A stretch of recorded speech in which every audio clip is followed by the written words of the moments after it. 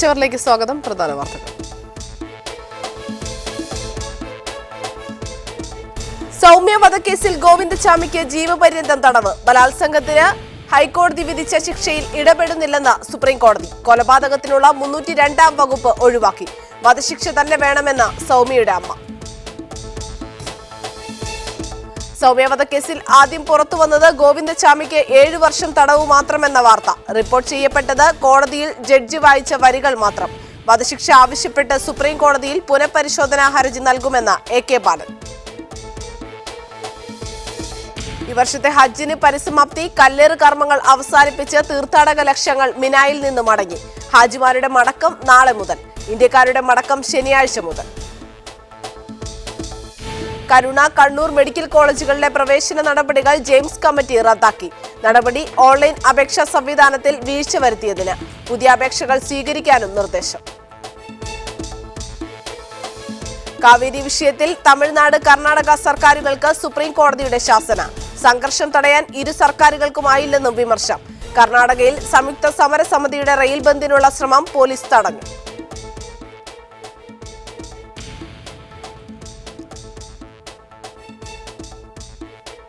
മിഡിസ്റ്റോർ വിശദമായി. സൗമ്യ വധക്കേസിൽ പ്രതി ഗോവിന്ദചാമിക്കുമേലുള്ള ജീവപര്യന്തം തടവ് സുപ്രീം കോടതി ശരിവച്ചു. വധശിക്ഷ റദ്ദാക്കിയതിന് പകരമായി IPC 325 പ്രകാരം 7 വർഷത്തെ കഠിന തടവ് സുപ്രീം കോടതി പ്രതിക്കെതിരെ പുതുതായി ചുമത്തി. അതേസമയം ബലാത്സംഗ കുറ്റത്തിന് കീഴ്ക്കോടതിയും ഹൈക്കോടതിയും വിധിച്ച ജീവപര്യന്തം തടവിൽ മാറ്റമില്ലെന്ന് വിധി വ്യക്തമാക്കുന്നു. പ്രതി ഗോവിന്ദചാമി കീഴ്ക്കോടതി വിധിച്ച വധശിക്ഷ തെളിവുകളുടെ അപര്യാപ്തതയിൽ സംശയത്തിന്റെ ആനുകൂല്യം നൽകി റദ്ദാക്കുന്നതായി സുപ്രീം കോടതി വിധിയിൽ പറയുന്നു.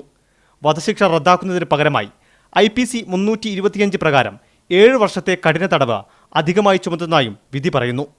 മാരകമായി പരിക്കേൽപ്പിക്കാൻ മനഃപൂർവ്വം ആക്രമിക്കുന്നതിന് നൽകുന്ന ശിക്ഷയാണ് ഇത്. അതേസമയം IPC 376 വകുപ്പ് പ്രകാരം ബലാത്സംഗ കുറ്റത്തിന് കീഴ്ക്കോടതിയും ഹൈക്കോടതിയും വിധിച്ച ജീവപര്യന്തം തടവ് ശരിവച്ചതായി വിധി വ്യക്തമാക്കുന്നു. വിധിയുടെ 13-ാം ഖണ്ഡികയിലാണ് ഇക്കാര്യം പറയുന്നത്. പ്രതി ഗോവിന്ദചാമി സൗമ്യയെ ലൈംഗികമായി പീഡിപ്പിച്ചത് ക്രൂരവും ഹീനവുമായ രീതിയിലാണെന്നും അതിനാൽ ജീവപര്യന്തം തടവ് ശിക്ഷയിൽ ഒരു ഇടപെടലും നടത്തുന്നില്ലെന്നാണ് ഇതിൽ പറയുന്നത്.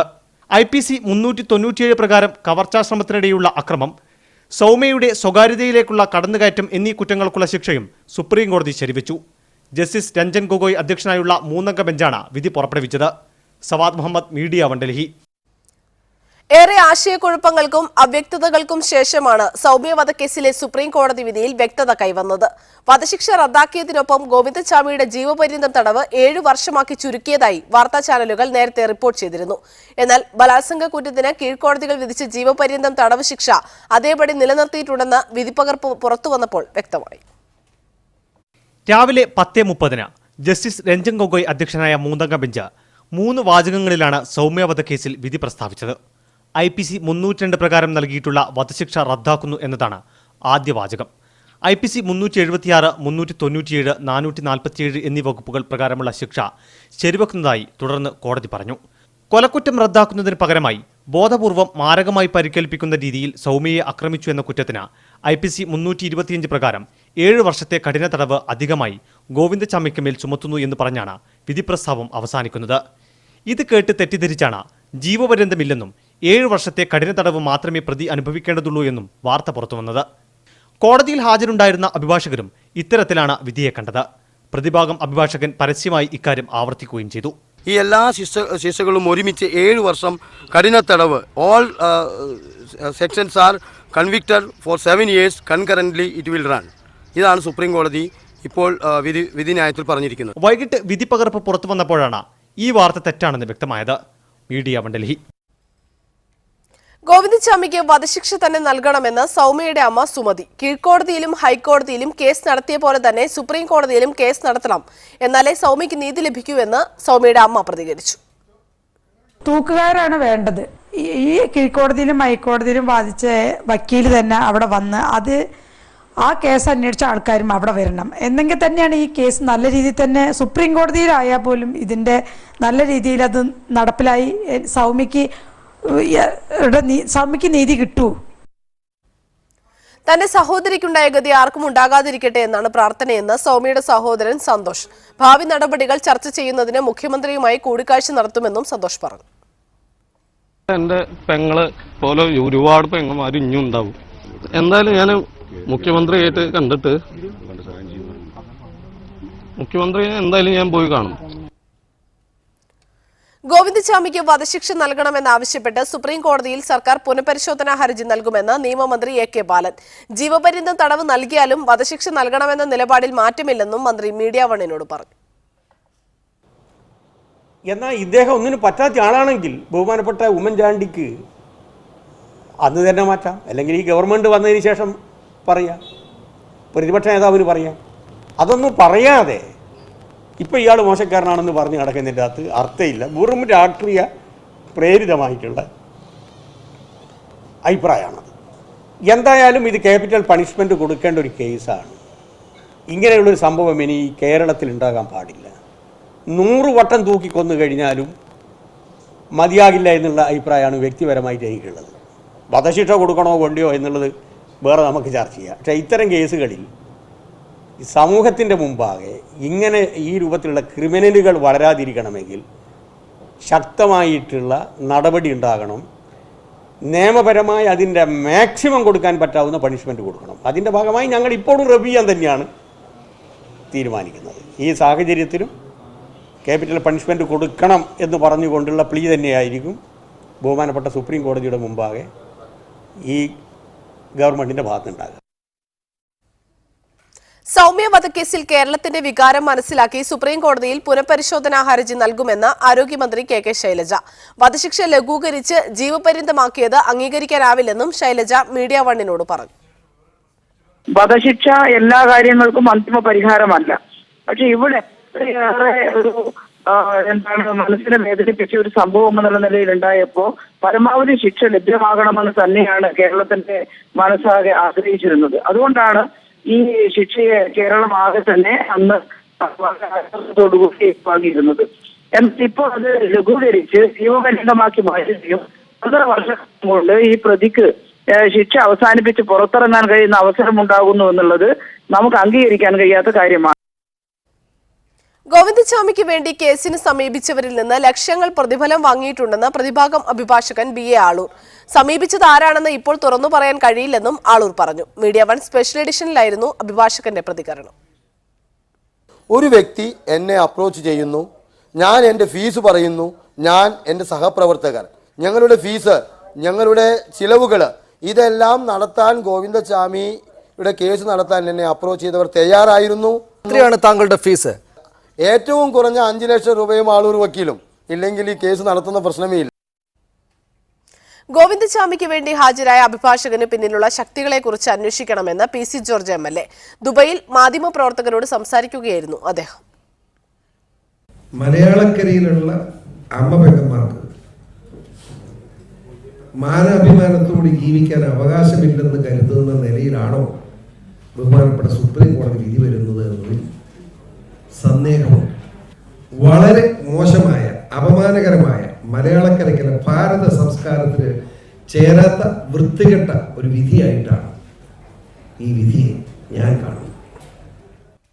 കേരളത്തിന്റെ സാമൂഹ്യ രാഷ്ട്രീയ മണ്ഡലങ്ങളെ പിടിച്ചുലച്ച വലിയൊരു കേസാണ് സുപ്രീം കോടതി വിധിയിലൂടെ പുതിയ വഴിത്തിരിവിൽ എത്തി നിൽക്കുന്നത്. കേസിന്റെ നാൾവഴികളിലേക്ക്. 2011 ഫെബ്രുവരി 1 രാത്രി 8:30 എറണാകുളം ഷൊർണൂർ പാസഞ്ചർ ട്രെയിനിൽ യാത്ര ചെയ്യുകയായിരുന്ന 23 വയസ്സുള്ള മഞ്ഞക്കാവ് സ്വദേശി സൗമ്യ ആക്രമിക്കപ്പെടുന്നു. ട്രെയിനിൽ നിന്ന് വീണ ഗുരുതരാവസ്ഥയിൽ തൃശൂർ മെഡിക്കൽ കോളേജ് ആശുപത്രിയിൽ. ഫെബ്രുവരി 2 സൗമ്യ ബലാത്സംഗത്തിനിരയായെന്ന ആശുപത്രി അധികൃതർ. ചേലക്കര പോലീസ് കേസെടുക്കുന്നു. ഫെബ്രുവരി 3 പാലക്കാട് റെയിൽവേ സ്റ്റേഷനിൽ നിന്ന് ഒരു വികലാംഗനെ പോലീസ് കസ്റ്റഡിയിലെടുക്കുന്നു. ചാർലി എന്നാണ് ഇയാളുടെ പേരെന്ന് പോലീസ്. ഫെബ്രുവരി 4 പിടിയിലായ ആൾ സേലം സ്വദേശിയായ ഗോവിന്ദചാമിയാണെന്ന് വ്യക്തമാക്കുന്നു. കേസ് രേഖപ്പെടുത്തുന്നു. ഫെബ്രുവരി 6 ചികിത്സയിലായിരുന്ന സൗമ്യ തൃശൂർ മെഡിക്കൽ കോളേജിൽ വെച്ച് മരിച്ചു. ജൂൺ 6 തൃശൂർ 1-ാം നമ്പർ അതിവേഗ കോടതി കേസിൽ സാക്ഷി വിസ്താരം ആരംഭിച്ചു. ഒക്ടോബർ 10 മെഡിക്കൽ കോളേജ് ഫോറൻസിക് വിഭാഗം അസോസിയേറ്റ് പ്രൊഫസർ ഡോക്ടർ ഉന്മേഷ് കോടതിയിൽ പ്രതിക്കനുകൂല മൊഴി നൽകുന്നു. ഒക്ടോബർ 15 ഡോക്ടർ ഉന്മേഷിന്റെ മൊഴി പോലീസ് വീണ്ടും എടുക്കുന്നു. ഒക്ടോബർ 31 ഗോവിന്ദചാമി കുറ്റക്കാരനാണെന്ന് തൃശൂർ 1-ാം നമ്പർ അതിവേഗ കോടതി കണ്ടെത്തി. നവംബർ 5 കേസിൽ അന്തിമവാദം പൂർത്തിയായി. നവംബർ 11 വിചാരണ കോടതി ജഡ്ജി കെ രവീന്ദ്രബാബു ഗോവിന്ദച്ചാമിക്ക് വധശിക്ഷ വിധിച്ചു. 2013 ഡിസംബർ 17 അതിവേഗ കോടതിയുടെ ഉത്തരവ് ഹൈക്കോടതി ശരിവെച്ചു. 2014 ജൂൺ 9 വധശിക്ഷ പുനഃപരിശോധിക്കണമെന്നാവശ്യപ്പെട്ട് ഗോവിന്ദച്ചാമി സുപ്രീം കോടതിയിൽ ഹർജി നൽകി. 2016 സെപ്റ്റംബർ 15 ഗോവിന്ദച്ചാമിക്ക് കീഴ്ക്കോടതി വിധിച്ച വധശിക്ഷ സുപ്രീം കോടതി റദ്ദാക്കി ജീവപര്യന്തം ശരിവെച്ചു.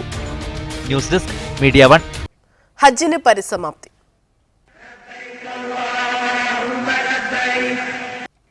ഈ വർഷത്തെ ഹജ്ജിന് പരിസമാപ്തി. കല്ലേറ് കർമ്മങ്ങൾ അവസാനിപ്പിച്ച് തീർത്ഥാടക ലക്ഷങ്ങൾ മിനായിൽ നിന്ന് മടങ്ങി. മദീന സന്ദർശനത്തിന് തിരക്കിലാണ് ഹാജിമാരിപ്പോൾ. വിദേശ രാജ്യങ്ങളിൽ നിന്നുള്ള തീർത്ഥാടകർ നാളെ മുതൽ നാടുകളിലേക്ക് മടങ്ങും. ഇന്ത്യൻ ഹാജിമാരുടെ മടക്കയാത്ര ശനിയാഴ്ച ആരംഭിക്കും. ത്യാഗത്തിന്റെയും ആത്മസമർപ്പണത്തിന്റെയും ഹജ്ജ് പാഠങ്ങൾ ജീവിതത്തെ മാറ്റിപ്പണിയുമെന്ന നിശ്ചയദാർഢ്യവുമായി വിശ്വാസി ലക്ഷങ്ങൾ മിനായിൽ നിന്ന് മടങ്ങി. സൂര്യാസ്തമയത്തിനു മുമ്പായി 3 ജംറകളിലും 7 വീതം കല്ലുകളെറിഞ്ഞ് കഅബയ്ക്ക് ചുറ്റും വിടവാങ്ങൽ പ്രദക്ഷിണവും നടത്തിയാണ് ഹാജിമാർ ഹജ്ജ് കർമ്മങ്ങളിൽ നിന്ന് ഒഴിവായത്. ആഗോള മുസ്ലിങ്ങളെ പ്രതിനിധീകരിച്ച് 19 ലക്ഷം തീർത്ഥാടകരാണ് ഇത്തവണ ഹജ്ജ് നിർവഹിച്ചത്. ഇതിൽ 12 ലക്ഷത്തോളം ഹാജിമാർ ഇന്നലെ വൈകുന്നേരത്തിനു മുമ്പായി കർമ്മങ്ങൾ അവസാനിപ്പിച്ച് മടങ്ങിയിരുന്നു. ഇവർ ഇന്ന് പുലർച്ചെ മുതൽ മദീന സന്ദർശനം ആരംഭിച്ചു. ഇന്ത്യയിൽ നിന്നെത്തിയ മുഴുവൻ തീർത്ഥാടകരും ഇതിനകം അവരുടെ റൂമുകളിലെത്തി. മദീന സന്ദർശനം പൂർത്തിയാക്കിയ ഇന്ത്യൻ ഹാജിമാർ ശനിയാഴ്ച മുതൽ ജിദ്ദ വഴി നാട്ടിലേക്കുള്ള മടക്കയാത്ര ആരംഭിക്കും. അല്ലാത്തവർ മദീനയിൽ സന്ദർശനം നടത്തി അവിടെ നിന്നാണ് നാട്ടിലേക്ക് മടങ്ങുക. മദീന യാത്ര ആരംഭിക്കുന്ന സംസ്ഥാന ഹജ്ജ് കമ്മിറ്റിക്ക് കീഴിലെത്തിയ ഹാജിമാർ 29 മുതൽ അവിടെ നിന്നും കൊച്ചിയിലേക്ക് യാത്ര തിരിക്കും. സ്വകാര്യ ഗ്രൂപ്പുകൾക്ക് കീഴിലെ ഹാജിമാരുടെ മടക്കയാത്ര ശനിയാഴ്ച ആരംഭിക്കും. Rabeeh Muhammad, media 1, Jeddah. പ്രയാസരഹിതമായി ഈ വർഷത്തെ ഹജ്ജ് കർമ്മങ്ങൾ അവസാനിച്ചതിൽ മക്ക ഗവർണറും കേന്ദ്ര ഹജ്ജ് കമ്മിറ്റി അധ്യക്ഷനുമായ അമീർ ഖാലിദ് അൽ ഫൈസൽ വിവിധ വകുപ്പുകൾക്ക് നന്ദി രേഖപ്പെടുത്തി. ഒത്തൊരുമയോടെ കാര്യക്ഷമമായി പ്രവർത്തിച്ചാണ് ഹജ്ജ് വിജയത്തിന് കാരണമെന്നും അദ്ദേഹം മിനായിലെ ഗവർണറേറ്റ് ആസ്ഥാനത്ത് നടത്തിയ വാർത്താ സമ്മേളനത്തിൽ പറഞ്ഞു. ഇറാൻ ഉൾപ്പെടെ എല്ലാ രാജ്യങ്ങളിൽ നിന്നുള്ള മുഴുവൻ തീർത്ഥാടകരെയും സൗദി സ്വാഗതം ചെയ്യുന്നതായും ഖാലിദ് അൽ ഫൈസൽ പറഞ്ഞു. ഹാജിമാരുടെ സുരക്ഷയ്ക്കും സൗകര്യത്തിനും വേണ്ടി സർക്കാർ നടപ്പിലാക്കിയ നിയന്ത്രണങ്ങളും മാറ്റങ്ങളും പ്രായോഗികമായി നടപ്പിലാക്കിയ സൈന്യത്തിനും വിവിധ വകുപ്പുകൾക്കും സന്നദ്ധ സംഘടനകൾക്കും മക്ക ഗവർണർ അമീർ ഖാലിദ് അൽ ഫൈസൽ നന്ദി രേഖപ്പെടുത്തി. നിലവിലെ നിയന്ത്രണങ്ങളും പരിഷ്കാരങ്ങളും തുടർന്നുള്ള വർഷങ്ങളിലും പ്രായോഗികമായി നടപ്പിലാക്കുമെന്നും അദ്ദേഹം പറഞ്ഞു. അനധികൃതമായി ഹജ്ജ് നിർവഹിക്കുന്നതിനെതിരെ നടത്തിയ പ്രചാരണം വിജയകരമായിരുന്നു. അനധികൃത ഹാജിമാരുടെ എണ്ണത്തിൽ വലിയ കുറവുണ്ടായെന്നും ഇത് ഹജ്ജ് കർമ്മങ്ങൾ ചെയ്യുന്നതിൽ ഹാജിമാർക്ക് സൗകര്യമായെന്നും അദ്ദേഹം പറഞ്ഞു. മക്കയിലെത്തുന്ന ഹാജിമാരുടെ സൗകര്യത്തിനു വേണ്ടി നിരവധി വികസന പ്രവർത്തനങ്ങളാണ് നടക്കുന്നത്. അടുത്ത ഹജ്ജിന് മുമ്പായി മിന, മുസ്തലിഫ, അറഫ എന്നിവിടങ്ങളിൽ വികസന പ്രവർത്തനങ്ങൾ ആരംഭിക്കും. സൗദി ഭരണാധികാരി സൽമാൻ രാജാവ് വികസന പദ്ധതികൾക്ക് അനുമതി നൽകിയിട്ടുണ്ട്.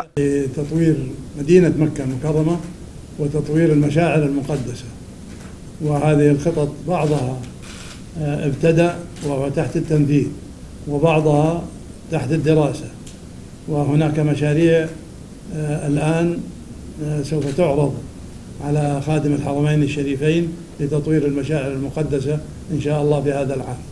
ഇറാനിൽ നിന്നുള്ള തീർത്ഥാടകർക്ക് സൗദി വിലക്കേർപ്പെടുത്തില്ലെന്നും അദ്ദേഹം പറഞ്ഞു. ഏത് സീസണിലും അവർക്ക് തീർത്ഥാടനത്തിനായി വരാമെന്നും ഖാലിദ് അൽ ഫൈസൽ പറഞ്ഞു. Rabeeh Muhammad, media 1, Mina. ടൂറിസത്തെ ഹജ്ജുമായി ബന്ധപ്പെടുത്തില്ലെന്ന് Mecca governor Ameer Khalid Faisal പറഞ്ഞു. ഹജ്ജ് ആരാധനയാണ്, ആരാധനയെ ടൂറിസവുമായി കൂട്ടിക്കുഴക്കില്ല. ടൂറിസം വിഭാഗത്തിന് വിവിധ പദ്ധതികളുണ്ടെന്നും മിനയിൽ നടത്തിയ വാർത്താ സമ്മേളനത്തിൽ ഖാലിദ് അൽ ഫൈസൽ പറഞ്ഞു. الحج عبادة وليس سياحة. أما السياحة فلها جهة مختصة في المملكة العربية السعودية، هي هيئة السياحة والآثار، ولديها برنامج كبير جدا ولديها خطط مستقبلية كبيرة لموضوع السياحة في المملكة العربية السعودية، ولكن لا نقبل نحن هنا في مكة المكرمة أن نخلط بين الحج والسياحة والعبادة والسياحة. العبادة عبادة والسياحة أمر آخر. ഖത്തർ ആഭ്യന്തര മന്ത്രാലയം പ്രവാസികൾക്കായി ഒരുക്കിയ ഈദാഘോഷ പരിപാടികളിൽ വൻ ജനപങ്കാളിത്തം. 2 ദിവസമായി ഏഷ്യൻ ടൗണിൽ നടന്ന കലാപ്രകടനങ്ങൾ വീക്ഷിക്കാൻ ആയിരങ്ങളാണ് എത്തിച്ചേർന്നത്. രാജ്യത്തെ ഏഷ്യൻ തൊഴിലാളികളുടെ സംഗമ കേന്ദ്രം കൂടിയായ ഇൻഡസ്ട്രിയൽ ഏരിയയിലെ ഏഷ്യൻ ടൗണിന് പുറമെ Al Wakra sports club, Al Khor, Barwa sports complex എന്നിവിടങ്ങളിലുമായാണ് ഖത്തർ ആഭ്യന്തര മന്ത്രാലയത്തിന് കീഴിലെ പബ്ലിക് റിലേഷൻസ് വിഭാഗം പ്രവാസികൾക്കായി പെരുന്നാൾ ആഘോഷ പരിപാടികൾ സംഘടിപ്പിച്ചത്. ഇന്ത്യ, ബംഗ്ലാദേശ്, ശ്രീലങ്ക, പാകിസ്ഥാൻ, നേപ്പാൾ, ഇന്തോനേഷ്യ തുടങ്ങിയ ഏഷ്യൻ രാജ്യങ്ങളിലെ കലാകാരന്മാർ അവതരിപ്പിച്ച കലാപ്രകടനങ്ങൾ സാംസ്കാരിക വൈവിധ്യങ്ങൾ വിളിച്ചോതുന്നതായിരുന്നു. ഇന്ത്യൻ പ്രവാസികളെ പ്രതിനിധീകരിച്ച് സ്കിൽസ് ഡെവലപ്മെന്റ് സെന്ററും ട്രെൻഡ്സ് മ്യൂസിക് ബാൻഡുമാണ് കലാപ്രകടനങ്ങൾ അവതരിപ്പിച്ചത്. വിവിധ രാജ്യക്കാരുടെ സാംസ്കാരിക തനിമ വിളിച്ചോതുന്ന നൃത്ത സംഗീത പരിപാടികളാണ് പ്രധാനമായും അരങ്ങിലെത്തിയത്. മുൻവർഷങ്ങളിലും ഖത്തർ ആഭ്യന്തര മന്ത്രാലയം പ്രവാസി സമൂഹങ്ങളുടെ പങ്കാളിത്തം ഉറപ്പുവരുത്തുന്ന രീതിയിലാണ് ആഘോഷ പരിപാടികൾ സംഘടിപ്പിച്ചിരുന്നത്. Media 1 Doha.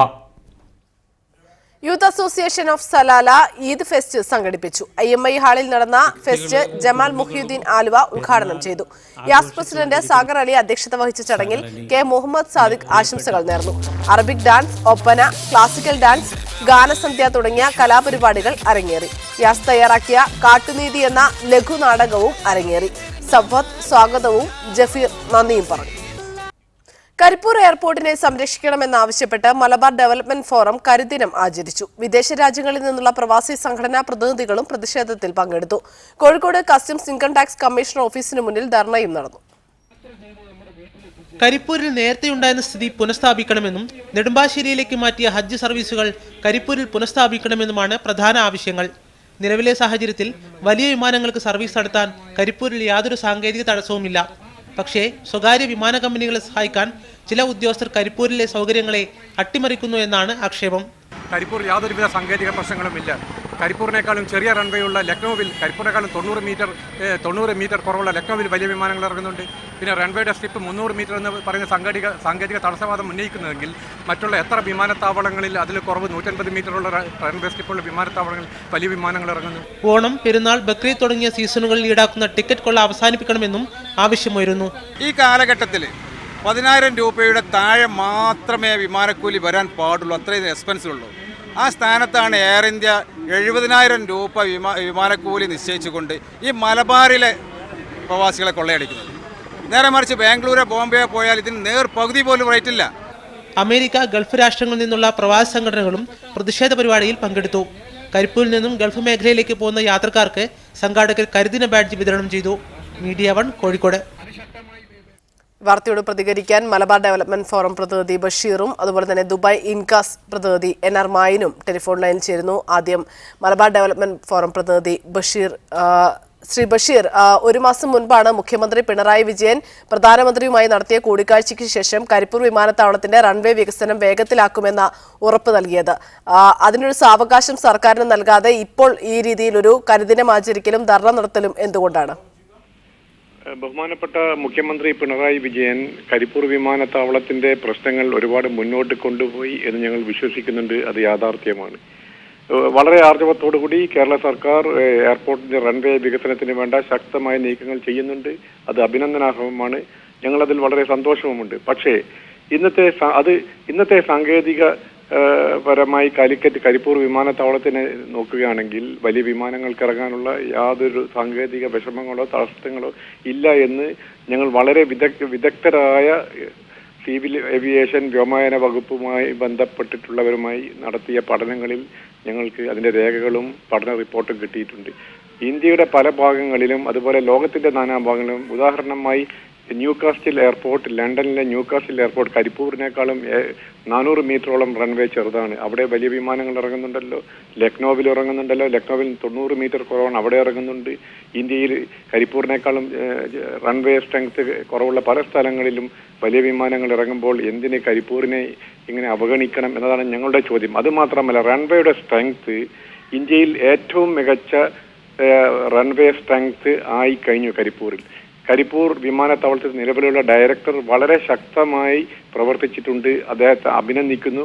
റൺവേ വളരെ ശക്തിയാണ്. അതുകൊണ്ട് എന്തുകൊണ്ട് വലിയ വിമാനങ്ങൾക്ക് ഇറങ്ങാൻ കഴിയുന്നില്ല?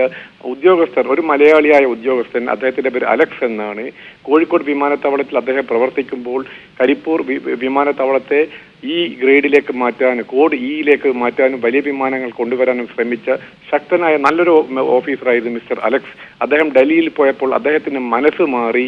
അദ്ദേഹത്തിന്റെ നേതൃത്വത്തിലുള്ള ചില മലയാളികളായ ഉദ്യോഗസ്ഥന്മാരാണ് സ്വകാര്യ വിമാന കമ്പനികളുടെ മുതലാളിമാർക്ക് പണമുണ്ടാക്കി കൊടുക്കാൻ വേണ്ടി ലോബിയിങ് ചെയ്യുന്നത്, ഗൂഢാലോചന നടത്തുന്നത് എന്ന് ഞങ്ങൾക്ക് വ്യക്തമായി പഠിക്കാൻ കഴിഞ്ഞു. മലയാളികളായ ചില ഉദ്യോഗസ്ഥന്മാർ കാട്ടിക്കൂട്ടുന്ന ഈ ലോബിയിങ്ങും ഗൂഢാലോചനയും വെളിച്ചത്ത് കൊണ്ടുവരിക എന്ന ലക്ഷ്യത്തോടെയാണ് ഞങ്ങൾ ഇന്ന് കരിദിനം ആചരിച്ചത്. ഇത് വെറുതെ പറയുകയല്ല, വ്യക്തമായ സൂചനകൾ ലഭിച്ചതുകൊണ്ട് വ്യക്തമായ വിവരങ്ങൾ നമുക്ക് ലഭിച്ചത് കൊണ്ടാണ് ഇങ്ങനെ ഇന്നൊരു ശക്തമായ കരിദിനം ആചരിച്ചത്. ഗൾഫ് നാടുകളിലും അമേരിക്കയിലും ലണ്ടനിലുമുള്ള മലയാളികൾ ശക്തമായി സഹകരിച്ചു. ഞങ്ങളുടെ കൂടെ ഇന്ന് ശ്രീ കെ എം ബഷീർ ദയവായി തുടരുക. ഇപ്പോൾ ദുബായ് ഇൻകാസ് പ്രതിനിധി NR മായിൻ ടെലിഫോൺ ലൈൻ ചേരുന്നു. ശ്രീ NR മായിൻ, ഒരു രീതിയിൽ ഇത് കഴിഞ്ഞ UDF സർക്കാരിന്റെ വലിയ വീഴ്ച തന്നെയല്ലേ? കാരണം 1.5 വർഷമായി, കഴിഞ്ഞ 2015 മെയ് 1 കരിപ്പൂർ വിമാനത്താവളം അടച്ചത്. അതിനുശേഷം ഇപ്പോൾ അടുത്ത മാസമാകുമ്പോൾ 1.5 വർഷം പൂർത്തിയാകും. അന്നത്തെ മുഖ്യമന്ത്രി ആയിരുന്ന ഉമ്മൻചാണ്ടി പറഞ്ഞത് കരിപ്പൂർ വിമാനത്താവളത്തിന്റെ റൺവേ വികസനത്തിന് ഭൂമി എടുക്കാനുള്ള പണം അതൊരു പ്രശ്നമാകില്ല, അത് സർക്കാർ വഹിക്കുമെന്നായിരുന്നു അന്ന് പറഞ്ഞത്. എന്നാൽ അന്ന് ആ വർഷത്തെ തന്നെ ബജറ്റിൽ 1 രൂപ പോലും കരിപ്പൂർ വിമാനത്താവളത്തിനായി സർക്കാർ നീക്കിവെക്കുകയും ചെയ്തിരുന്നില്ല. ഒപ്പം തന്നെ അദ്ദേഹം പറഞ്ഞ ഒരു കാര്യം നെടുമ്പാശ്ശേരിയിൽ ഹജ്ജ് ഹൗസ് പണിയുമെന്നുമായിരുന്നു. ഇപ്പോൾ മലബാർ ഡെവലപ്മെന്റ് ഫോറം പ്രതിനിധി പറയുന്ന രീതിയിൽ തന്നെ അത് ശരിയല്ലേ? കാരണം കഴിഞ്ഞ സർക്കാർ ചെയ്തു കൂട്ടിയതിന്റെ ഫലമല്ലേ ഇപ്പോൾ ഈ ഹജ്ജ് തീർത്ഥാടകരടക്കം അനുഭവിക്കുന്നത്?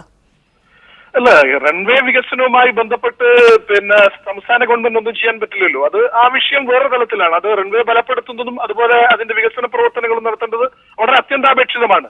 പക്ഷെ ഇന്ന് നടന്നുകൊണ്ടിരിക്കുന്നത് അതല്ല എന്ന് വിശ്വസിക്കുന്ന ഒരു പൊതുപ്രവർത്തകനാണ്. കാരണം ഇന്ന് കേരളത്തിൽ പ്രത്യേകിച്ച് മലബാർ മേഖലയിലുള്ള ആളുകൾ ഏറ്റവും കൂടുതൽ ആശ്രയിക്കുന്ന ഒരു എയർപോർട്ടാണ് കോഴിക്കോട് വിമാനത്താവളം. പ്രത്യേകിച്ച് ഗവൺമെന്റിന് വരുമാനം കിട്ടാൻ ഏറ്റവും കൂടുതൽ സാധ്യതയുള്ള ഗവൺമെന്റിന്റെ കീഴിലുള്ള ഒരു എയർപോർട്ടാണ്. അപ്പോ അത്തരമൊരു എയർപോർട്ട്, പ്രത്യേകിച്ച് ഒരു കാലഘട്ടത്തിൽ കേരളത്തിലെ ആളുകളൊക്കെ തന്നെ ആശ്രയിച്ച ഒരു എയർപോർട്ട്, ഈ കാര്യത്തിൽ എല്ലാ പ്രസ്ഥാനങ്ങളും, ഏത് പ്രസ്ഥാനമായാലും ശരി, ഏത് രാഷ്ട്രീയ പ്രസ്ഥാനമായാലും ശരി, അവരൊക്കെ തന്നെ ഏകോപിപ്പിച്ചുകൊണ്ടുള്ള ഒരു സമ്മർദ്ദ തന്ത്രം ഒരുപക്ഷെ പരാജയപ്പെട്ടു പോയോ എന്നൊരു സംശയമുണ്ട്. ഞാൻ ഉൾക്കൊള്ളുന്ന കോൺഗ്രസ് മുന്നണി അടക്കം, അപ്പോ UDFന്റെ പക്ഷത്ത് നിന്ന് എടുത്തു നോക്കിയാലും, അല്ലെങ്കിൽ LDFന്റെ പക്ഷത്ത് നിന്ന് എടുത്തു നോക്കിയാലും, അല്ലെങ്കിൽ കേരളത്തിലെ രാഷ്ട്രീയ സംഘടനാ സംവിധാനം എടുത്തു നോക്കിയാലും, അവരൊക്കെ തന്നെ ഇക്കാര്യത്തിൽ വളരെ ഒറ്റക്കെട്ടായ ഒരു രാഷ്ട്രീയ നിലപാട് സ്വീകരിച്ചോ എന്നുള്ള കാര്യത്തിൽ ഒരു സംശയമുണ്ട്.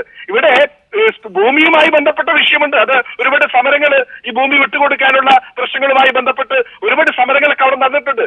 പക്ഷേ അതൊക്കെ തന്നെ പൊന്നും വില കൊടുത്തുകൊണ്ട് എല്ലാ ആളുകളെയും ഒരു മേശയ്ക്ക് ചുറ്റും നിർത്തിക്കൊണ്ട് പ്രശ്നം കൈകാര്യം ചെയ്യാൻ പറ്റുന്ന ഒരു തലത്തിലേക്ക് കൊണ്ടുപോകാൻ സാധിക്കുമെന്ന് വിശ്വസിക്കുന്ന ഒരു കോൺഗ്രസ് പ്രവർത്തകനാണ് ഞാൻ. കാരണം അത്തരം വിഷയങ്ങളിലൊക്കെ തന്നെ, കണ്ണൂർ എയർപോർട്ടുമായി ബന്ധപ്പെട്ട വിഷയങ്ങളിലൊക്കെ തന്നെ അവിടെ പൊന്നും വിലക്ക് ഭൂമിയെടുക്കുകയും അതുപോലെ തന്നെ വീടില്ലാത്തവർക്ക് വീട് നിർമ്മിച്ചു കൊടുത്തുകൊണ്ട് അതിന്റെ പുരോഗമന പ്രവർത്തനങ്ങളൊക്കെ നടത്തിയിട്ടുണ്ട്.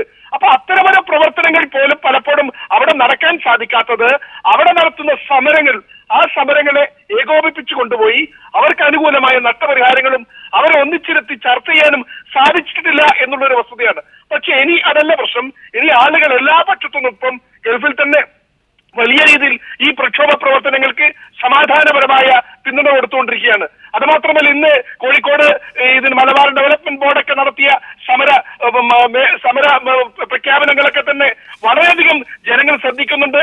അതുപോലെ തന്നെ അതുമായി ബന്ധപ്പെട്ട പ്രവർത്തനങ്ങൾക്ക് പൂർണ്ണ പിന്തുണ കൊടുക്കേണ്ട ഒരു ബാധ്യത ഈ കേരളത്തിലെ പൊതുജനങ്ങൾക്കുണ്ട് എന്നുള്ള കാര്യത്തിൽ യാതൊരു സംശയവുമില്ല. വളരെയധികം നന്ദി ശ്രീ NR മായിൻ, ഒപ്പം തന്നെ ശ്രീ KM ബഷീർ ഈ അവസരത്തിൽ ഞങ്ങളോട് പ്രതികരിച്ചതിന്. മറ്റൊരു വാർത്തയിലേക്ക്. ഖത്തറിലെ വിശാലമായ പാർക്കുകളിലൊന്നായ അൽഖോർ പാർക്കിൽ പെരുന്നാളിന്റെ ആദ്യ 3 ദിവസങ്ങളിൽ സന്ദർശകരായി എത്തിയത് 25,000 പേരാണെന്ന് അൽഖോർ മുനിസിപ്പാലിറ്റി അധികൃതർ അറിയിച്ചു. രാവിലെ 8 മണി മുതൽ രാത്രി 10 മണി വരെ ഇവിടെ സന്ദർശകർക്ക് പ്രവേശനം അനുവദിച്ചിരുന്നു. സ്വദേശികളെക്കാൾ വിദേശി കുടുംബങ്ങളാണ് പെരുന്നാൾ അവധി ചെലവഴിക്കാൻ എത്തിയത്. വർഷങ്ങളോളം അടച്ചിട്ടിരുന്ന ഈ പാർക്ക് കഴിഞ്ഞ വർഷമാണ് പൊതുജനങ്ങൾക്ക് തുറന്നുകൊടുത്തത്. ഖത്തർ മൃഗശാലയിൽ നിന്ന് മാറ്റിയ മൃഗങ്ങളും മിഡിൽ ഈസ്റ്റിലെ ഏറ്റവും വലിയ പക്ഷിപാതാളവും അടങ്ങുന്ന പാർക്കിൽ 5 റിയാൽ മാത്രമാണ് പ്രവേശന ഫീസ്. രാജ്യത്തെ വിമാനത്താവളങ്ങളിൽ ആരോഗ്യ പരിശോധനകൾ കർശനമാക്കുമെന്ന് കുവൈറ്റ് ആരോഗ്യ മന്ത്രാലയം അറിയിച്ചു. ഹജ്ജ് തീർത്ഥാടനം അവസാനിച്ച പശ്ചാത്തലത്തിൽ പകർച്ചവ്യാധികൾ തടയുന്നതിന്റെ ഭാഗമായാണ് നടപടി. എല്ലാത്തരം പരിശോധനകൾക്കുമുള്ള ഉപകരണങ്ങൾ അതിർത്തികളിൽ സജ്ജമാക്കുമെന്ന് ആരോഗ്യ വകുപ്പ് അണ്ടർ സെക്രട്ടറി ഖലീദ് അൽ സലാവി പറഞ്ഞു. തീർത്ഥാടകർക്കായി അവബോധ പരിപാടികളും മന്ത്രാലയം ഒരുക്കും. സാമൂഹ്യ മാധ്യമങ്ങൾ വഴിയാകും ഇത്. ബ്രോഷറുകളും ലഘുലേഖകളും വഴിയും അവബോധം നടത്തും. ലോകമെങ്ങുമുള്ള പ്രവാസി മലയാളികളുടെ പിന്തുണയോടെ ജനപക്ഷ രാഷ്ട്രീയവുമായി മുന്നോട്ടു പോകാനാണ് തന്റെ തീരുമാനമെന്ന് PC ജോർജ് പറഞ്ഞു. ഇതിനായി ജനപക്ഷം എന്ന പേരിൽ ട്രസ്റ്റ് രൂപവൽക്കരിച്ച് 140 നിയോജക മണ്ഡലങ്ങളിലും പ്രവർത്തിക്കും. പ്രവാസികളുടെ പ്രശ്നങ്ങളും ഏറ്റെടുക്കുമെന്നും അദ്ദേഹം ദുബൈയിൽ മാധ്യമപ്രവർത്തകർക്ക് മുമ്പിൽ വ്യക്തമാക്കി. ജനപക്ഷം UAE സ്ഥാനാർത്ഥികളായ സൽജിൻ കളപ്പുര, മസൂദ് മജീദ്, ബെറ്റ്സൺ ബേബി, PP ഷഹീർ എന്നിവരും വാർത്താ സമ്മേളനത്തിൽ പങ്കെടുത്തു. അബുദാബി കിരീടാവകാശിയും UAE സായുധ സേന ഡെപ്യൂട്ടി സുപ്രീം കമാൻഡറുമായ general Sheikh Muhammad bin Zayed Al Nahyan Vatican City സന്ദർശിച്ച് പോപ്പ് ഫ്രാൻസിസുമായി കൂടിക്കാഴ്ച നടത്തി. ലോകത്ത് സമാധാനവും സുരക്ഷയും സുസ്ഥിരതയും വികസനവും പ്രോത്സാഹിപ്പിക്കാൻ UAE ദൃഢനിശ്ചയത്തോടെ നിലകൊള്ളുമെന്ന് കൂടിക്കാഴ്ചയ്ക്ക് ശേഷം Sheikh Muhammad bin Zayed Al Nahyan പറഞ്ഞു. മറ്റ് വിശ്വാസങ്ങളുമായുള്ള ബന്ധങ്ങൾ ശക്തമാക്കാനും സഹവർത്തിത്വം പ്രോത്സാഹിപ്പിക്കാനുമുള്ള പ്രധാന അവസരമായിരുന്നു വ്യാഴാഴ്ച നടന്ന പോപ്പുമായുള്ള സംഭാഷണം. യമനിൽ സമാധാനം തിരികെ കൊണ്ടുവരുന്നതിൽ ഖത്തർ വഹിച്ച പങ്ക് യമൻ ചരിത്രത്തിൽ തങ്കലിപികളാൽ രേഖപ്പെടുത്തുമെന്ന് പ്രസിഡന്റ് അബ്ദുർ റബ്ബ് മൻസൂർ ഹാദി പറഞ്ഞു. ധീരരായ ഖത്തറി സൈനികരുടെ രക്തം വെറുതെയാവുകയില്ലെന്ന് അഭിപ്രായപ്പെട്ട അദ്ദേഹം അവരുടെ രക്തസാക്ഷിത്വം യമൻ ജനത എന്നും അനുസ്മരിക്കുമെന്നും വ്യക്തമാക്കി. കഴിഞ്ഞ ദിവസമാണ് യമനിൽ 2 ഖത്തറി സൈനികർ കൊല്ലപ്പെട്ടത്. ഖത്തർ അമീർ Sheikh Tamim bin Hamad Al ഥാനിയയ്ക്ക് അയച്ച സന്ദേശത്തിലാണ് യമൻ പ്രസിഡന്റ് രാജ്യത്തിന്റെ അനുശോചനം അറിയിച്ചത്. യൂത്ത് അസോസിയേഷൻ ഓഫ് സലാലയുടെ ദൃശ്യഭംഗി ഉൾക്കൊള്ളിച്ച് തയ്യാറാക്കിയ വീഡിയോ ആൽബം മർഹബൻ സലാല പുറത്തിറങ്ങി. IMI ഹാളിൽ നടന്ന ചടങ്ങിൽ അബുദാബി പ്രവാസി ഇന്ത്യ സെക്രട്ടറി സലാഹുദ്ദീനാണ് ആൽബം പ്രകാശനം ചെയ്തത്. ഷിഹാബ് സംവിധാനം ചെയ്തിരിക്കുന്ന ആൽബത്തിൽ തായ്സിന്റെ വരികൾ പാടിയിരിക്കുന്നത് ജാഫർ ഷാ എരിക്കൂറാണ്. എഡിറ്റിംഗും ക്യാമറയും നിർവഹിച്ചിരിക്കുന്നത് അജിത് ബാവിസ് ആണ്. മർഹബൻ സലാല എന്ന പേരിൽ ആൽബം യൂട്യൂബിൽ ലഭ്യമാണ്. പുളകമണിഞ്ഞ സലാല പുതുകമേറും കാഞ്ഞന ശോഭയിൽ അറബി പെണ്ണതിലോല.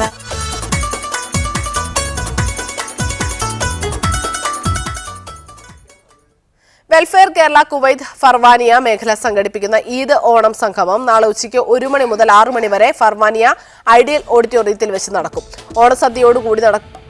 ഓണസദ്യയോടുകൂടി തുടങ്ങുന്ന പരിപാടിയിൽ കുട്ടികളുടെ കലാപരിപാടി, ഗാനമേള എന്നിവ ഉണ്ടായിരിക്കുമെന്ന് സംഘാടകർ അറിയിച്ചു.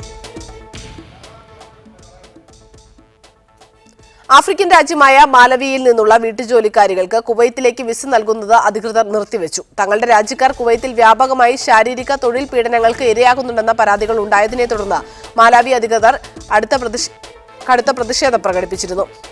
ഇതുമായി ബന്ധപ്പെട്ട് കുവൈത്തും മാലവിയും തമ്മിൽ നിലനിൽക്കുന്ന അഭിപ്രായ വ്യത്യാസങ്ങൾക്കൊടുവിലാണ് ആ രാജ്യത്ത് നിന്നുള്ള സ്ത്രീകളെ രാജ്യത്തെ വീട്ടുജോലി വിസകളിൽ കൊണ്ടുവരേണ്ടതില്ലെന്ന് കുവൈത്ത് തീരുമാനമെടുത്തത്. കുവൈത്ത് ഉൾപ്പെടെ അറബ് മേഖലയിൽ വെള്ളിയാഴ്ച രാത്രി നേരിയ ചന്ദ്രഗ്രഹണത്തിന് സാധ്യതയുള്ളതായി കുവൈത്ത് സയന്റിഫിക് ക്ലബ്ബ്. കുവൈത്ത് പ്രാദേശിക സമയമനുസരിച്ച് രാത്രി 9:50 ചന്ദ്രഗ്രഹണത്തിന്റെ തുടക്കം. കുവൈത്ത് സയന്റിഫിക് സെന്ററിലെ ഗോളശാസ്ത്ര ഡിപ്പാർട്ട്മെന്റ് മേധാവി ബദർ അൽ ഉമൈറ പത്രങ്ങളോട് നടത്തിയ വെളിപ്പെടുത്തലിലാണ് ഇക്കാര്യം അറിയിച്ചത്. ഭൂമിയുടെ നിഴൽ കാരണം ചന്ദ്രന് ലഭിക്കേണ്ട സൂര്യപ്രകാശത്തെ മറയ്ക്കുന്നതാണ് ചന്ദ്രഗ്രഹണത്തിന് കാരണമാകുന്നത്. കുവൈത്ത് ഉൾപ്പെടെ GCC രാജ്യങ്ങൾക്കും അറബ് രാജ്യങ്ങൾക്കും പുറമെ ആഫ്രിക്ക, ഏഷ്യ, യൂറോപ്പ്, ഓസ്ട്രേലിയ തുടങ്ങിയ മേഖലയിലും ചന്ദ്രഗ്രഹണം നേരിട്ട് ദൃശ്യമാകും. എന്നാൽ വടക്ക് തെക്ക് അമേരിക്കൻ രാജ്യങ്ങളിൽ ചന്ദ്രഗ്രഹണം നേരിട്ട് ദർശിക്കാൻ സാധ്യമല്ലെന്ന് ബദർ അൽ ഉമൈറ കൂട്ടിച്ചേർത്തു. ചൈന ആസ്ഥാനമായ ഹുരൂൻ മാസികയുടെ 2016 ആഗോള സമ്പന്നരുടെ പട്ടിക പുറത്തുവിട്ടു. റിലയൻസ് ഇൻഡസ്ട്രീസ് ചെയർമാൻ മുകേഷ് അംബാനിയാണ് അതിസമ്പന്നൻ. മലയാളികളിൽ പ്രമുഖൻ MA യൂസഫ് അലി. 1.63 ലക്ഷം കോടി രൂപയുടെ പിൻബലത്തിലാണ് മുകേഷ് അംബാനി 1ാം സ്ഥാനം ഉറപ്പാക്കിയത്. സൺഫാർമയുടെ ദിലീപ് സാങ്വിയാണ് ഇന്ത്യയിലെ ഏറ്റവും വലിയ 2ാമത്തെ സമ്പന്നൻ. ഇദ്ദേഹത്തിന്റെ ആസ്തി 1.21 ലക്ഷം കോടി രൂപയാണ്. കൺസ്ട്രക്ഷൻ കമ്പനിയായ ഷാപൂർജിയുടെ ചെയർമാനായ പലോൺജി മിസ്ട്രിയാണ് 3ാം സ്ഥാനത്ത്. ഹിന്ദുജ സഹോദരന്മാരാണ് 1 ലക്ഷം കോടി രൂപയുടെ ആസ്തിയുമായി 4ാം സ്ഥാനം ഉറപ്പാക്കിയത്. ലുലു ഗ്രൂപ്പ് മേധാവി MA യൂസഫ് അലിയാണ് മലയാളികളിൽ ഏറ്റവും മികച്ച സമ്പന്നൻ. 36,600 കോടി രൂപയുടെ ആസ്തിയുള്ള യൂസഫ് അലി ഇന്ത്യയിലെ സമ്പന്നരിൽ 16ാം സ്ഥാനത്താണുള്ളത്. RP ഗ്രൂപ്പ് ചെയർമാൻ രവി പിള്ളയാണ് 18,800 കോടി രൂപയുടെ ആസ്തിയുമായി തൊട്ടുപിന്നിൽ. Gems group chairman Sunny Varkey, ഇൻഫോസിസിന്റെ S Gopalakrishnan, Sobha group chairman PNC Menon, Patanjali group CEO Acharya Balakrishna എന്നിവരും പട്ടികയിൽ ഇടം പിടിച്ച മലയാളി പ്രമുഖരാണ്. Media 1 Dubai. ഖത്തറിലെ മത്സ്യ മാർക്കറ്റുകളിൽ 3-ൽ കൂടുതൽ ദിവസങ്ങൾ മത്സ്യം സൂക്ഷിക്കുന്നതിന് നിയന്ത്രണം ഏർപ്പെടുത്താൻ ഒരുങ്ങുകയാണ് മുനിസിപ്പാലിറ്റികൾ. അൽഖോർ, അൽ ധക്കിറ മുനിസിപ്പാലിറ്റികളാണ് ജനങ്ങളുടെ ആരോഗ്യ സംരക്ഷണം മുൻനിർത്തിയുള്ള മുൻകരുതലെടുക്കുന്നത്. കടൽ മത്സ്യങ്ങളുടെ പുതുമ നഷ്ടപ്പെടാതിരിക്കാനും ജനങ്ങളുടെ ആരോഗ്യ സംരക്ഷണം ഉറപ്പുവരുത്താനുമായി മത്സ്യ മാർക്കറ്റുകളിൽ ഏറെ പഴക്കമില്ലാത്ത മത്സ്യം ഉറപ്പുവരുത്താനാണ് അൽഖോർ, അൽ ധഖീറ മുനിസിപ്പാലിറ്റികൾ തയ്യാറെടുക്കുന്നത്. മത്സ്യബന്ധനം നടത്തി 2-3 ദിവസങ്ങൾക്കുള്ളിൽ വിൽപ്പന നടത്തുന്നതോടെ ഉപഭോക്താക്കൾക്ക് പുതിയതും അഴുകാത്തതുമായ മത്സ്യം ലഭിക്കാൻ സംവിധാനമുണ്ടാവും. കൂടാതെ മാർക്കറ്റുകളിൽ പ്രദർശിപ്പിക്കുന്ന മത്സ്യങ്ങളിൽ ഐസ് വിതറാനും പരിശോധന നടത്താനുമായി പ്രത്യേക നിരീക്ഷണ സംഘത്തെ നിയോഗിച്ചതായും മുനിസിപ്പാലിറ്റി ഹെൽത്ത് മോണിറ്ററിംഗ് വിഭാഗം അറിയിച്ചു. മത്സ്യങ്ങൾ വിവിധ സ്ഥലങ്ങളിലേക്ക് കൊണ്ടുപോകുന്നതിനായി പ്രത്യേക ശീതീകരണ സംവിധാനമുള്ള വാഹനങ്ങൾ ഉപയോഗിക്കാനും നിർദ്ദേശം നൽകിയിട്ടുണ്ട്. കൂടാതെ മത്സ്യങ്ങൾ സൂക്ഷിക്കുന്നതിനായി പഴകിയതും ദ്രവിച്ചതുമായ റെഫ്രിജറേറ്ററുകൾ ഉപയോഗിക്കുന്നത് ഒഴിവാക്കാനും ആവശ്യപ്പെട്ടു. മത്സ്യമാർക്കറ്റുകളിലെ ജോലിക്കാർ നിർബന്ധമായും യൂണിഫോം ധരിച്ചിരിക്കണം. ഇറക്കുമതി ചെയ്ത മത്സ്യങ്ങൾ പരിശോധിക്കാൻ ആരോഗ്യ വിഭാഗത്തിൽ പ്രത്യേകം ഡോക്ടർമാരെയും നിയമിച്ചിട്ടുണ്ട്. മതിയായ ശീതീകരണ സംവിധാനങ്ങളില്ലാത്ത വാഹനങ്ങളിൽ മത്സ്യങ്ങൾ എത്തുന്നതും സൂക്ഷിക്കുന്നതും കാരണം പെട്ടെന്ന് ചീത്തയാവാനുള്ള സാധ്യത കണക്കിലെടുത്താണിത്. Mujeeb Rahman, media 1, Doha. Salalah Indian social club Malayali വിഭാഗം സംഘടിപ്പിക്കുന്ന ഓണം ഈദ് ആഘോഷ പരിപാടികൾക്ക് നാളെ ഓണസദ്യയോടെ തുടക്കമാവും. ക്ലബ്ബ് അങ്കണത്തിൽ കായിക മത്സരങ്ങൾ രാവിലെ 9 മണി മുതൽ ആരംഭിക്കും. പ്രമുഖ ടീമുകൾ പങ്കെടുക്കുന്ന വടംവലി മത്സരം, വിവിധ തരം ഓണക്കളികൾ തുടങ്ങിയവ ആഘോഷത്തോടനുബന്ധിച്ച് നടക്കും. ഓണസദ്യയുടെ വിജയത്തിനായി സംഘാടക സമിതിയുടെ നേതൃത്വത്തിൽ വിപുലമായ തയ്യാറെടുപ്പുകൾ പൂർത്തീകരിച്ചതായി കൺവീനർ ഡോക്ടർ നിഷ്താർ അറിയിച്ചു. കലന്തൂർ ഗ്രൂപ്പ് ഓഫ് കമ്പനിയുടെ ഓണാഘോഷവും കുടുംബ സംഗമവും ദുബൈയിൽ നടന്നു. ഗ്രൂപ്പ് സിഇഒ കലന്തൂർ ചടങ്ങിന്റെ ഉദ്ഘാടനം നിർവഹിച്ചു. വിവിധ മത്സര പരിപാടികൾ അരങ്ങേറി. ഓണസദ്യയും മത്സര വിജയികൾക്ക് സമ്മാന വിതരണവും നടന്നു. വിവിധ രാജ്യങ്ങളിൽ നിന്നുള്ള ജീവനക്കാരും ആഘോഷ പരിപാടികളിൽ ഭാഗവാക്കായി. IMI സലാലയുടെ ആഭിമുഖ്യത്തിൽ സഹോദരിമാണ് സുരക്ഷ എന്ന സന്ദേശമുയർത്തി സമാധാനം മാനവികത ക്യാമ്പയിന് തുടക്കം കുറിച്ചു. സെപ്റ്റംബർ 10 മുതൽ 30 വരെ നടക്കുന്ന ക്യാമ്പയിന്റെ ഭാഗമായി വിവിധ ജനസമ്പർക്ക പരിപാടികളും സൗഹൃദ സംഗമങ്ങളും നടത്തുമെന്ന് ഭാരവാഹികൾ അറിയിച്ചു. ഇന്ത്യയിലെ ഇസ്ലാമിക പ്രസ്ഥാനം ദേശീയ തലത്തിൽ നടത്തുന്ന ക്യാമ്പയിന്റെ ഭാഗമായാണ് സലാലയിലും ക്യാമ്പയിൻ സംഘടിപ്പിച്ചിരിക്കുന്നത്. മതവിദ്യാഭ്യാസത്തോടൊപ്പം ആധുനിക ഭൗതിക വിദ്യാഭ്യാസം കൂടി നൽകുന്ന വിദ്യാഭ്യാസ രീതിക്ക് മുൻതൂക്കം നൽകണമെന്ന് പ്രമുഖ പ്രഭാഷകൻ ഇബ്രാഹിം ഖലീൽ ഹുദവി. സാമൂഹിക പ്രതിബദ്ധതയുള്ള സമൂഹത്തെ വാർത്തെടുക്കുന്നതിന് സ്ത്രീ വിദ്യാഭ്യാസത്തിന് പ്രാധാന്യം നൽകണമെന്നും അദ്ദേഹം കൂട്ടിച്ചേർത്തു. തുരുത്തി മുസ്ലിം ജമാഅത്തിന്റെ സ്വീകരണ യോഗത്തിൽ സംസാരിക്കുകയായിരുന്നു അദ്ദേഹം. പ്രസിഡന്റ് മുത്തുരുത്തിയുടെ അധ്യക്ഷതയിൽ ചേർന്ന യോഗം രക്ഷാധികാരി കുഞ്ഞബ്ദുള്ള മാലിയിൽ ഉദ്ഘാടനം ചെയ്തു. അബ്ദുൽ ഗഫൂർ വയനാട്, അബ്ദുൽ ഫത്താഹ് തയ്യിൽ, അബ്ദുൽ ലത്തീഫ് നീലഗിരി, സൈനുദ്ദീൻ കടിഞ്ഞിമൂലാത്ത് എന്നിവർ ആശംസകൾ നേർന്നു. അറാർ പ്രവാസി സംഘം 11ാമത് കേന്ദ്ര വാർഷിക സമ്മേളനം പ്രസിഡന്റ് അക്ബർ അങ്ങാടിപ്പുറത്തിന്റെ അധ്യക്ഷതയിൽ അൽ ഖസീം പ്രവാസി സംഘം general secretary advocate MA Salam ഉദ്ഘാടനം ചെയ്തു. വാർഷിക പ്രവർത്തന report general secretary Zakir Thamarath അവതരിപ്പിച്ചു. സമ്മേളനത്തെ ഫോണിലൂടെ അഭിവാദ്യം ചെയ്തുകൊണ്ട് കേരള തൊഴിൽ എക്സൈസ് മന്ത്രി TP രാമകൃഷ്ണൻ സംസാരിച്ചു.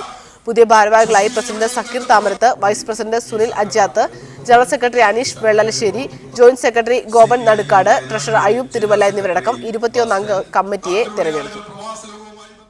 ഈ ഡിസ്റ്റോറോട് പൂർണ്ണമാകുന്നു. കൂടുതൽ വാർത്തകൾക്കും ദൃശ്യങ്ങൾക്കും ഞങ്ങളുടെ വെബ്സൈറ്റ് media1tv.in സന്ദർശിക്കുക. ഇനി സ്പെഷ്യൽ എഡിഷന്റെ പുനഃസംപ്രേഷണം കാണാം. നമസ്കാരം.